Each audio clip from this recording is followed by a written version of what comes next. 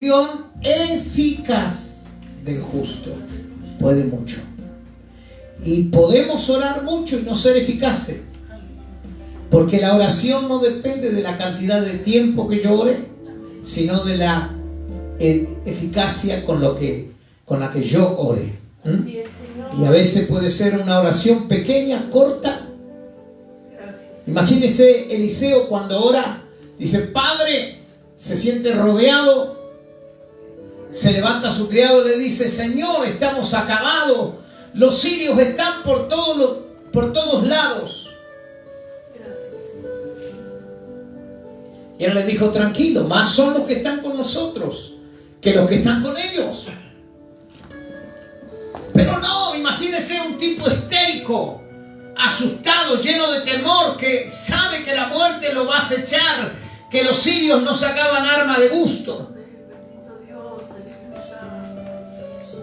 Y Eliseo hizo una simple oración: Señor, te ruego que le abras los ojos para que vea. Amén. Anda, fíjate de cuántos hay. Y cuando salió para afuera, entró saltando, pero ya no de miedo. Dijo: Señor, mi Señor, más son los que están con nosotros. Veo carros de fuego, veo ángeles, querubines, serafines alrededor del ejército de los sirios. La verdad, he estado ciego, nunca he visto respuesta.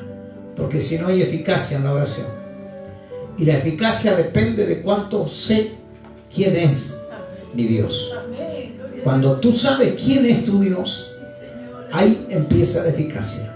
Por eso quiero hablar en esta tarde, en la continuación del libro de Colosenses, en el capítulo 1, en el verso 15. Terminamos los otros días leyendo que Él nos ha librado de la potestad de las tinieblas y trasladado al reino de su amado Hijo, en quien tenemos redención por su sangre, el perdón de nuestros pecados. Ahora vamos a continuar allí. Dice Colosenses capítulo 1 verso 15, sigue escribiendo el apóstol Pablo y dice: Él es la imagen del Dios invisible, el primogénito de toda creación, porque en Él fueron creadas todas las cosas, las que hay en los cielos, las que hay en la tierra, visibles e invisibles, sean tronos, corona, sean dominios, sean principados, sean potestades. Todo fue creado por medio de Él y para Él. Él es antes de todas las cosas y todas las cosas en Él subsisten. Y Él es la cabeza del cuerpo, que es la iglesia. El que es el principio, el primogénito de entre los muertos, para que en todo tenga la preeminencia. Por cuanto agradó al Padre que Él habitase, por cuanto agradó al Padre que en Él habitase toda plenitud, y por medio de Él reconciliar consigo a todos las cosas, así las que están en la tierra como las que están en los cielos, haciendo la paz mediante la sangre de la cruz.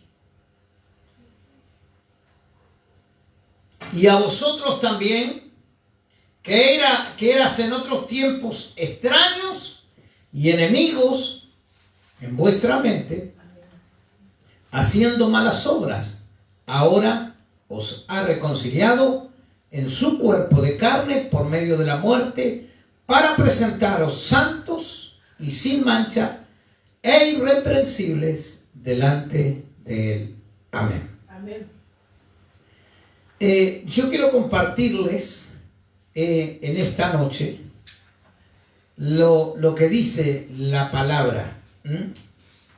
Y dice esta palabra que Él es el principio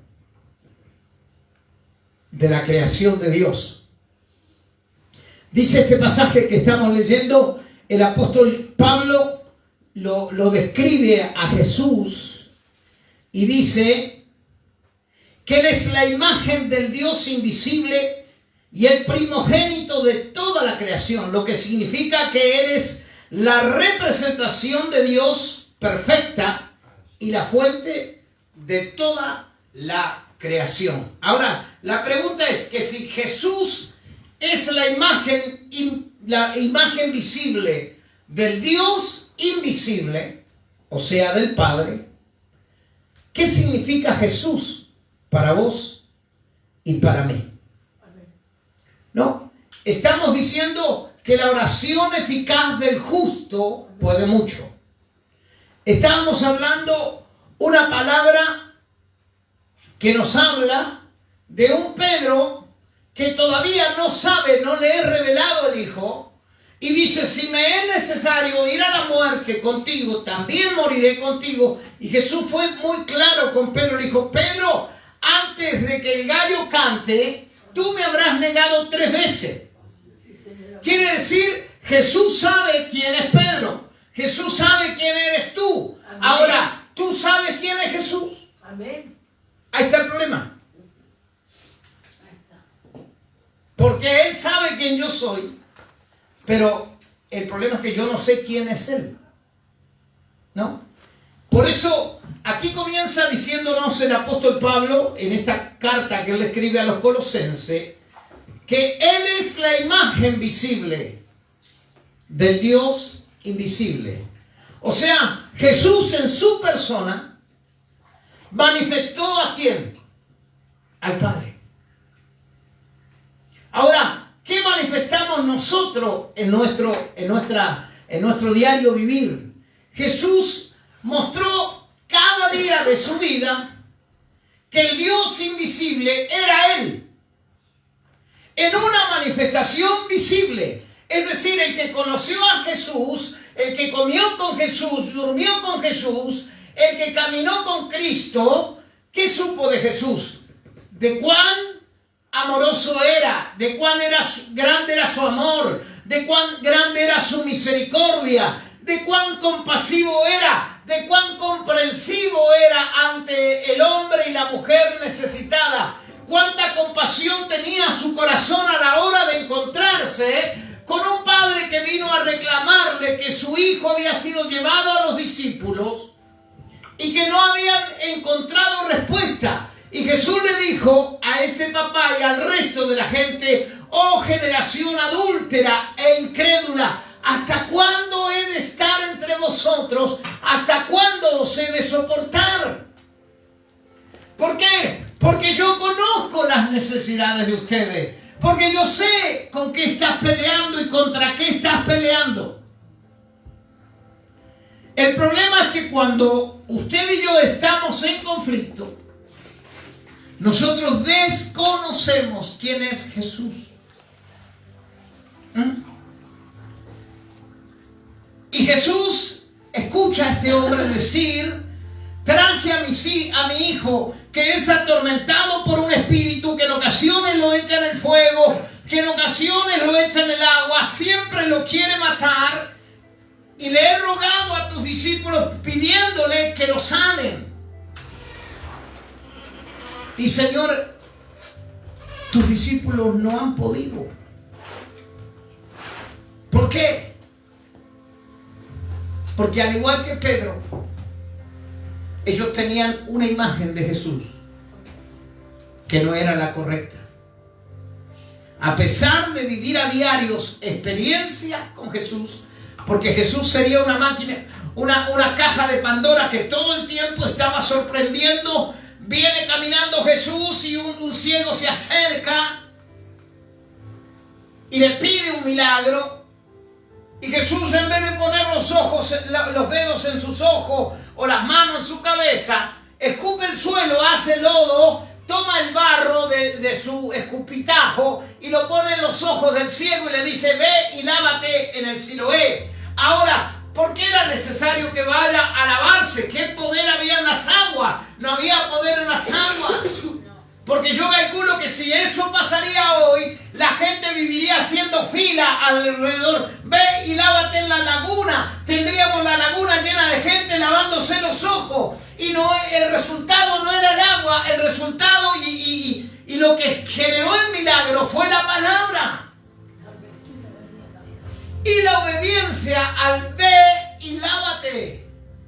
Vemos a Pedro y a sus discípulos en el mar, en medio de una barca, y allí se levanta una tempestad. Jesús le había dicho: pasemos a la otra orilla. Y cuando ellos van en su barca, se levanta una gran tempestad. Y dice que Jesús está, ese mar de Galilea tenía un largo de 13 kilómetros. Y por la distancia y el horario, ellos deben haber estado a 5 o 6 kilómetros de donde Jesús estaba. Y sin embargo dice que mientras Jesús oraba, los vio remar con gran fatiga. Epa, a 6, 7 kilómetros oscuros, sin una luz, Jesús no veía. ¿Sabe lo que significa? Que Él lo conoce todo, porque Él es. Amén, gloria a Dios. Él es. Sí, Señor. La imagen visible del Dios invisible. Amén, gloria a Dios. ¿Me entiende? Sí, Señor. Y Él está viendo entre la tormenta, la oscuridad, y de pronto la barca se pierde, asoma, y Él de 6 kilómetros los está viendo remar con fatiga, sabe del temor que tienen y se va caminando sobre el mar. Y cuando de pronto entre los relámpagos se ve una saeta, tuvieron temor. Y aunque ellos no lo podían distinguir a Jesús, Jesús sabe que hay temor en sus corazones y le dice: no temáis, yo soy. ¿Y qué dice Pedro? Si eres tú, manda que yo también vaya donde tú estás. Y Jesús le dijo una simple palabra: ven. Y Pedro se bajó de la barca y las olas partían la barca, pero él se bajó de la barca y caminó hacia Jesús sobre el agua, haciendo lo mismo que su maestro, porque por un momento los ojos de Pedro se centraron en aquel que es la imagen visible del Dios invisible. Sí, Señor. Y cuando nosotros enfocamos a Dios a través de Cristo, que es la manifestación visible de todo lo que Dios es capaz de hacer, del carácter de Dios, del amor de Dios y de la plenitud de Dios, entonces nosotros encontraremos la beta correcta para saber quién es Jesús. Él sabe quién eres. Amén. Le dijo a Pedro: antes que cante el gallo, 3 veces me vas a negar. Si es necesario, voy, muero contigo. No, me vas a negar. Porque Dios sabe lo que va a pasar hoy, lo que va a pasar al final del día, lo que pasará mañana, el año que viene, el mes que viene. Y aunque usted lo niegue ante Dios, Dios sabe todo. Y no lo dijo Dios, lo dijo Jesús. Entonces, Pablo está diciendo: este es Jesús, la imagen visible del Dios invisible. Ustedes a Dios no lo ven, pero han visto a Cristo. Usted no ha visto jamás al Padre, pero ha visto a Jesús obrar en sus vidas. Hoy hablaba con un pastor de Buenos Aires y me decía: nuestra iglesia no crece, nuestra iglesia está pequeña, la gente viene y se va, pero hay una cosa: Dios está haciendo milagro. Trajeron a un hombre con pata de elefante, que le dicen cuando da la trombosis de las varices en los pies, y el pie puede estar fino, pero cuando esa enfermedad viene se manifiesta y se anancha, no entra el calzado, no entra la media, no entra el pantalón. Le dicen a esa enfermedad, a ese tipo de trombosis, pata de elefante. Y lo trajeron al hombre delicado.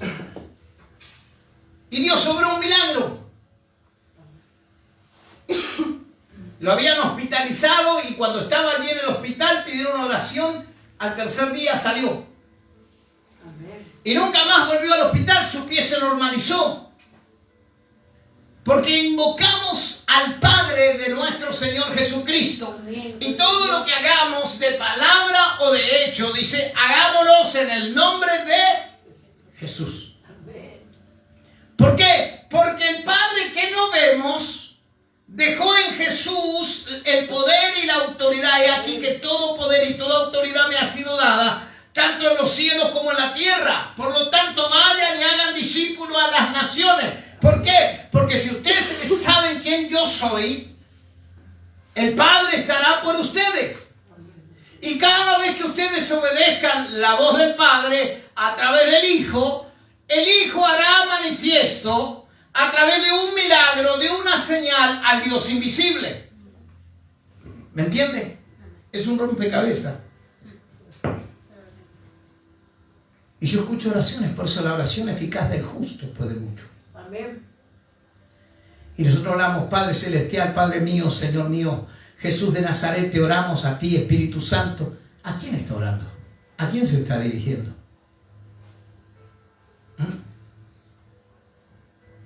Entonces, ahí es donde tenemos que ser efectivos a la hora de orar. Y para que seamos efectivos y tengamos oración efectiva, debemos conocer la Escritura y saber que Él es la manifestación visible del Dios invisible.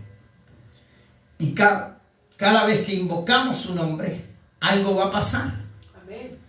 Él es la imagen del Dios invisible, pero también es el primogénito de toda la creación de Dios. Y aquí hay un tema que debemos entender, porque acá cae por tierra la doctrina de los testigos de Jehová y de los mormones, que dicen que Jesús es el siervo de Dios. Y acá hay una doctrina que nació allí en Egipto, ¿no? Que es muy parecida a lo solo Jesús. Y la doctrina del testigo de Jehová dice que Jesús fue la primera criatura que Dios creó. Por eso le decimos el primogénito de toda la creación. Lo que significa que Él es la representación perfecta de Dios. Si Dios encontró una forma perfecta de manifestarse, fue en Cristo. Por eso Juan el Bautista, cuando le ve acercarse al río Jordán, Juan dice, este es el Cordero de Dios, el Cordero perfecto. Porque para ser sacrificado el Cordero, debía ser perfecto, sin defecto, sin tacha, sin marca, sin señal, sin ruptura. Entonces dice, este es el Cordero de Dios que quita el pecado del mundo. ¿Me escucha? Es la representación perfecta. Pero no solo representa a Dios, sino que Jesús es la fuente de toda creación. Para aquel que dice que Jesús fue creado, el primogénito, la primera criatura, la Biblia no dice exactamente eso. ¿Me está escuchando?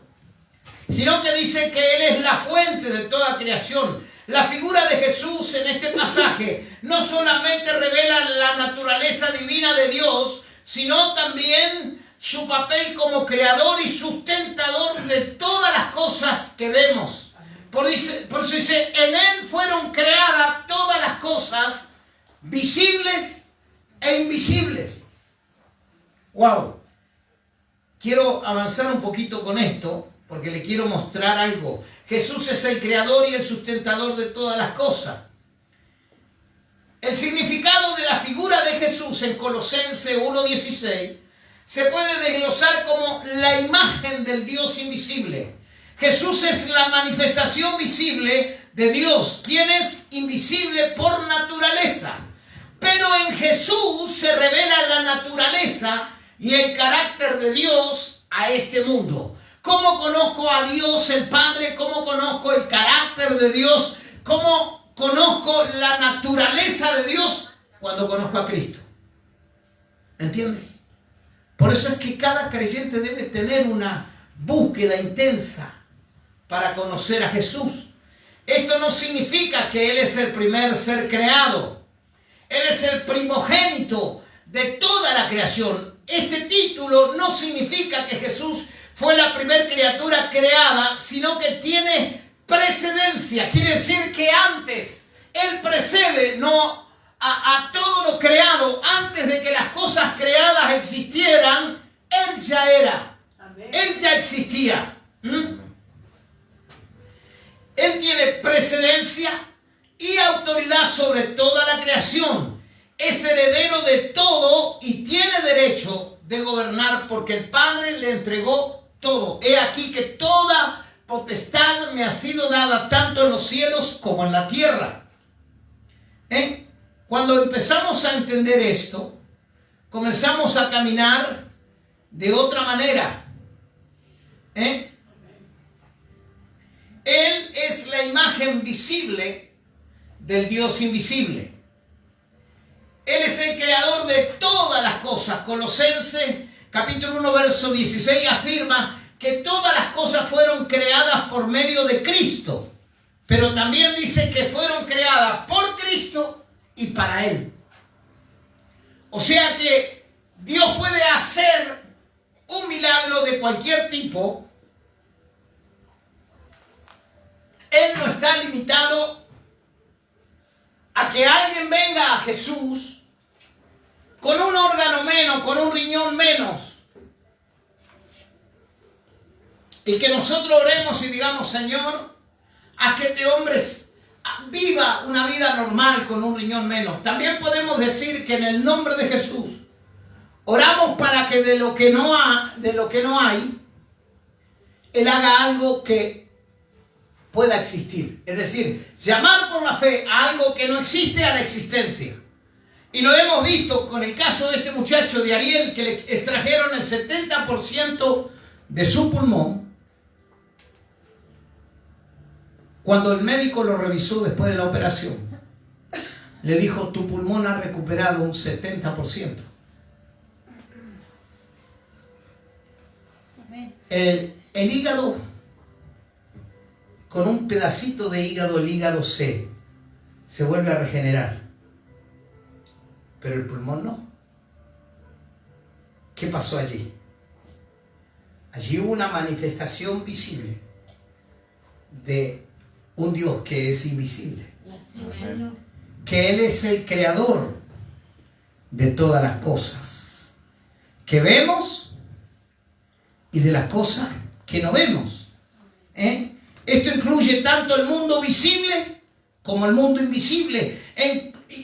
Miren, y dice, incluyendo tronos, dominios, principados y potestades. O sea, todo lo que existe en el mundo espiritual, escuche, que existe en el mundo espiritual, que es invisible a nuestros ojos humanos, Jesús los creó. Y Jesús ejerce control y dominio sobre todo lo que vemos y sobre todo lo que no vemos. Yo quiero ir un poquito ahí a la versión en NTV. Porque NTV dice en el capítulo 1, verso 15, que Cristo es la imagen visible del Dios invisible. Y dice, mire, escuche, Él existía antes que todas las cosas fueran creadas. Y es supremo sobre toda la creación. ¿Sabe lo que significa supremo?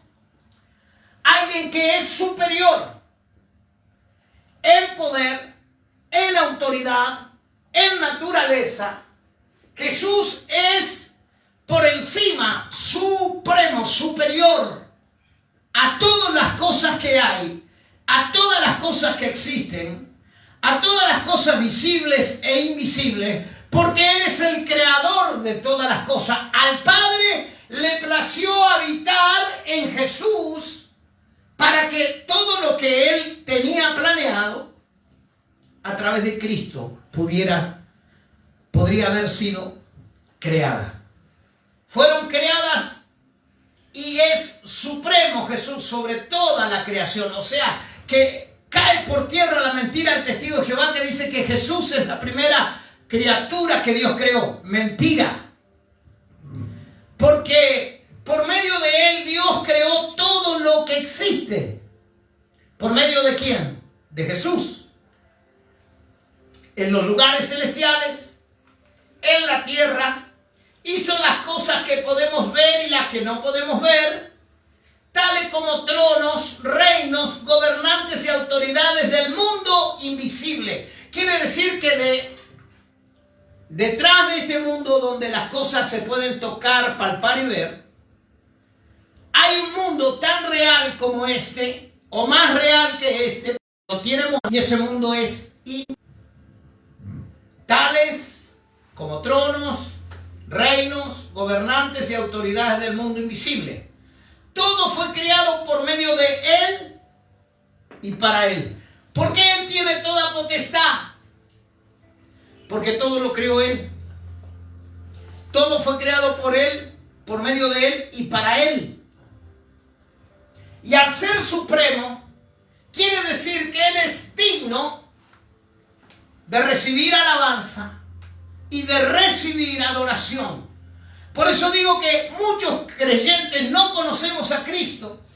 Por eso somos temporales en la iglesia. Somos golondrinas. Según la temporada estamos y según la temporada nos vamos. ¿Sabe por qué? Porque no hemos interpretado quién es Jesús. ¿Me entiende? Él es superior a todo lo creado. Visible o invisible, no importa. Principados, potestades, demonios, como se llamen, huestes espirituales de maldad, diablo, Satanás, espíritu inmundo, como quiera llamarse. Jesús está por encima de él. Y por ser superior a todo lo creado, a todo lo que existe, porque Jesús no existe. Jesús es la existencia. El que sostiene lo que existe. El creador de lo que existe.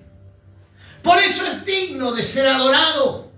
Por eso es digno de ser exaltado. Por eso dice Apocalipsis que en el cielo delante del trono hay ángeles y querubines y serafines que las 24 horas del día, los 365 días del año dicen: Santo, Santo, Santo es el Cordero de Dios. Santo se refiere a Jesús.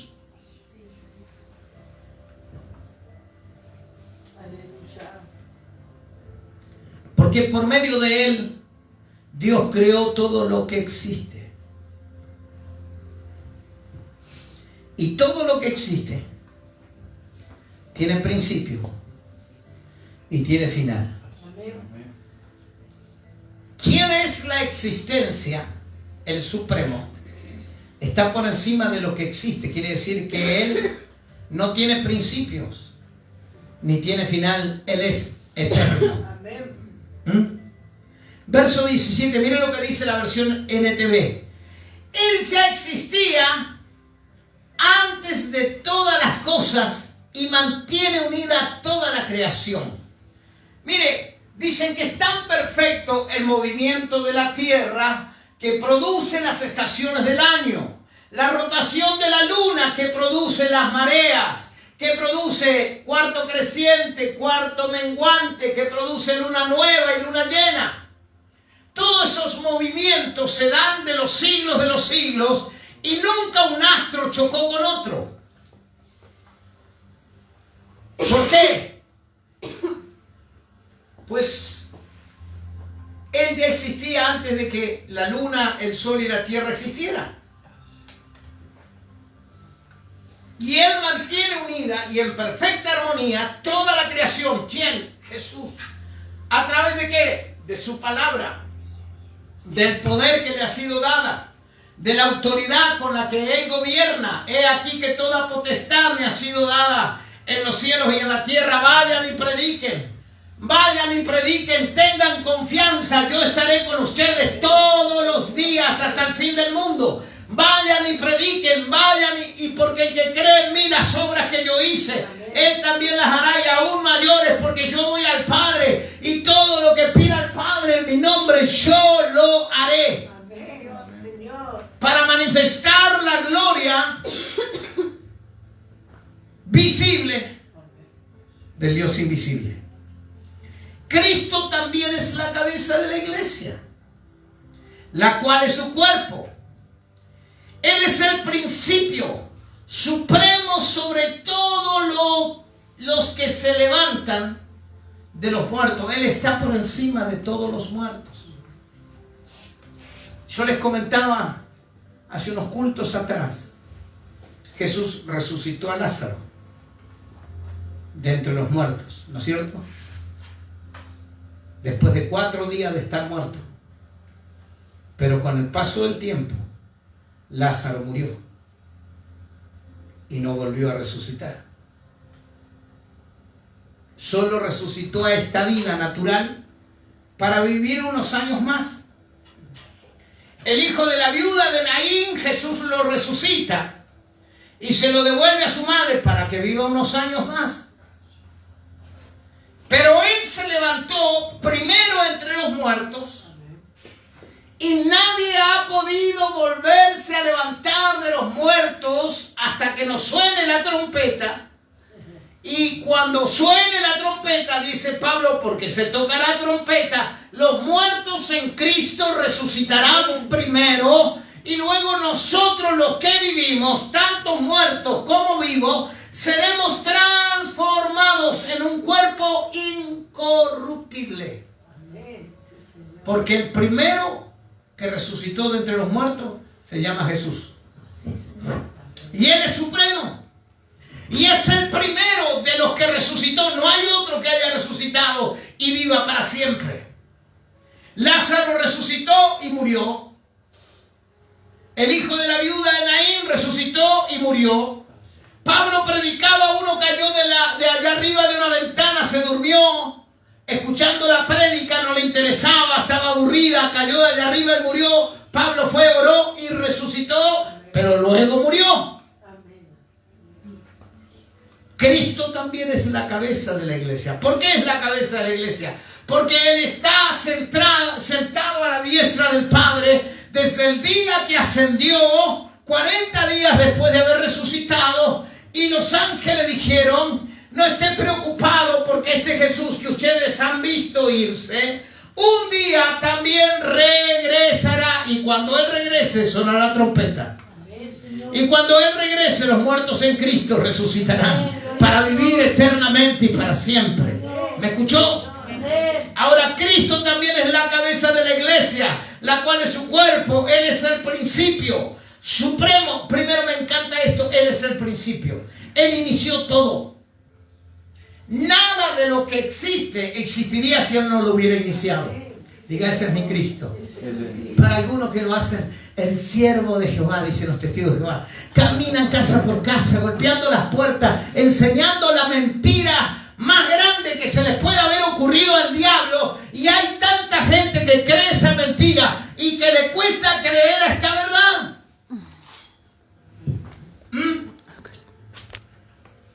Cristo también es la cabeza de la iglesia. Él es el principio, supremo sobre todos los que se levantan de los muertos. Él es superior a Lázaro, es superior al hijo de la viuda de Naín, es superior al que se cayó de la ventana, es superior a todos, al hijo de la tsunamita, al hijo de la mujer de Sarepta de Sidón, todos los que resucitaron en la Biblia. Él es supremo, Él es superior, Él no se puede comparar con esa gente. Así que Él es el primero de todo. Por eso dijo: yo soy el alfa, yo soy la omega, yo soy la A y yo soy la Z, yo soy el primero y yo soy el último. Eso está diciendo. Pues a Dios en toda su plenitud le agradó vivir en Cristo. Me gusta esto. Pues a Dios el Padre le agradó vivir, al Padre, ideas del Padre, en toda su plenitud le agradó vivir en Cristo. Es decir, que la naturaleza del Padre divina habitó totalmente en un cuerpo que fue el templo más hermoso y precioso que el Espíritu de Dios tuvo, que se llamó cuerpo de Cristo. Y ese cuerpo de Cristo hoy es la iglesia. Y si Jesús habitó, si el Padre en la presencia y en la persona del Espíritu de Dios habitó plenamente en Cristo, ¿usted cree que no puede habitar en la iglesia? Sí, es su cuerpo. Amén. Amén. Y por medio de Él, Dios reconcilió consigo todas las cosas. Hizo la paz con todo lo que existía en el cielo y en la tierra por medio de la sangre de Cristo en la cruz del Calvario. No hay otro precio. No hay otro nombre dado a los hombres a través de los cuales podamos ser salvos. Sí, Señor, aleluya. Porque hay un solo Dios y un solo mediador. Escuchen aquellos que dicen: viene el Papa. Ojalá el Papa este año, ojalá el Papa se quede donde está. Ojalá usted abra el corazón a Cristo y Cristo pueda visitarle a través de la persona del Espíritu Santo. Pueda el Señor visitar nuestros líderes, nuestros políticos, nuestros abogados, nuestros médicos. Pueda Dios entrar en la cabeza de aquellos que se creen sabios sin ser nada, solamente injustos, pecadores, hijos del diablo, muchos de ellos instrumentos de Satanás. Pero ojalá Dios vertiera, cambiara la condición y una iglesia pujante, poderosa, se levante para manifestar la imagen visible del Dios invisible a través de la persona de Cristo, que dijo: yo no dejaré huérfano, estaré con vosotros todos los días hasta el fin del mundo. Yo quiero ver esa manifestación de Cristo en tu vida, como oraba Carmen, en tu casa, en tu familia, en tus hijos, porque es la manifestación visible del Dios invisible. Por eso es que la iglesia necesita levantarse. Eso los incluye a ustedes. Me encanta este texto para terminar. Diga: me incluye a mí. Que antes estaban lejos de Dios. Eran sus enemigos, separados de Él por sus malos pensamientos y acciones. Pero ahora Él los reconcilió consigo. Diga: soy amigo de Dios. Mediante la muerte de Cristo en su cuerpo físico. Como resultado, los ha trasladado a su propia presencia. Y ahora ustedes son. Diga: ahora yo soy. Ahora yo soy Santo. santo. Libre de culpa. Libre de culpa. Y puedo presentarme Y puedo presentarme delante de Dios delante de Dios sin ninguna sin ninguna culpa, culpa. sin Sí, ninguna Señor. falla. Porque ese sacrificio es perfecto. Amén. Póngase de pie, vamos a orar.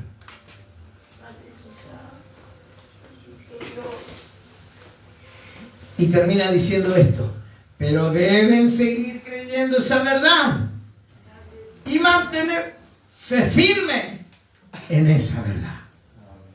Deben seguir creyendo que es así.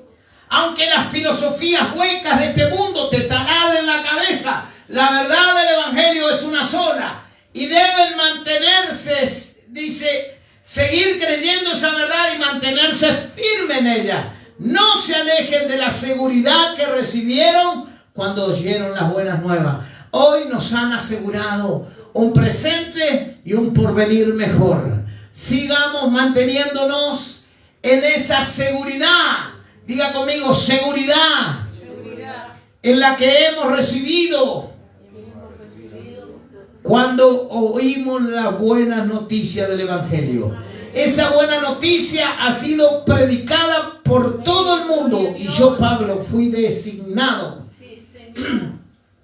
servidor de Dios para proclamarla. Gracias a Dios que levantó a Pablo, que lo hizo escribir cosas que para un tiempo parecían locura, pero esas cartas no se extraviaron, porque tenían que llegar a nuestros oídos, tenían que llegar a nuestras manos, para que fuéramos testigos de esta verdad, y en esta verdad ancláramos nuestra fe, y en esta verdad debemos mantenernos firmes. Amén. sin apartarnos ni a izquierda ni a derecha. No se alejen de la seguridad que recibieron cuando oyeron las buenas noticias. Cuando nos predicaron el Evangelio, por primera vez sentimos que no estábamos solos. Cuando nos predicaron el Evangelio, por primera vez sentimos los huérfanos que teníamos un Padre. Por primera vez aquellos que éramos desvalidos y rechazados, cuando oímos el mensaje de Cristo, por primera vez nos sentimos valorados, estimados, amados, de gran y preciosa estima a los ojos de alguien. Por fin entendimos que a alguien mi vida y la tuya le importaba. Cuando oímos ese mensaje poderoso, nos dimos cuenta que no estábamos vivos porque respirábamos, sino que habíamos nacido para un propósito. Y ese propósito estaba conectado desde antes de la fundación del mundo hasta nuestros días. ¡Qué tremendo Dios! Nada escapa a Él. Todo está en sus manos. Por eso decía el profesor de la escuela de capellanía: no le digan a Dios, toma control, porque Él nunca ha perdido el control. Nosotros lo perdemos cuando vienen las pruebas, cuando vienen las batallas, cuando el diablo nos toca lo que nos duele. Y Dios está diciendo: te estoy puliendo. Jesús, antes de ir a la cruz, fue al Getsemaní. El Getsemaní es el lugar donde el aceite, donde la aceituna era apretada, donde era molida, despedazada. Porque allí, en ese proceso de la aceituna, nacía el aceite. La unción siempre viene de la mano del dolor. Y cuanto más dolor, más unción. Y cuanto más soledad, más unción. Y cuando más maltrato y desprecio, mayor unción. Cuando oímos la buena noticia, nos dimos cuenta que todo lo que habíamos vivido, ahora le encontramos sentido. Papá, gracias por esta palabra que hemos hablado. Oh, tú eres la imagen visible del Dios invisible. Tú eres el primogénito de toda la creación. Y todas las cosas que existen, tronos, coronas, las cosas visibles y aún las cosas que no vemos, por medio de tu Hijo fueron creadas por Él y para Él, para tomar el control y el dominio. Por eso te agradecemos, porque esa autoridad que tú le diste a tu Hijo, porque te plació habitar corporalmente y llenar de tu plenitud a Jesús. En Él habitó corporalmente la plenitud de la deidad. Permite que nosotros, como templo del Espíritu, también podamos exhibir la imagen visible del Dios invisible. Tu carácter se manifiesta en nosotros, en las cosas de cada día. Te damos gracias. Que cada día podamos ser más parecidos a ti y que cada día podamos manifestarte más certeramente, sin dejar sombra de duda a este mundo, diciéndole que si algo diferente ven en nosotros, es la imagen visible del Dios invisible. Amén. Levanta un aplauso poderoso. Que Dios te bendiga. Así como estamos, vamos a ofrendar.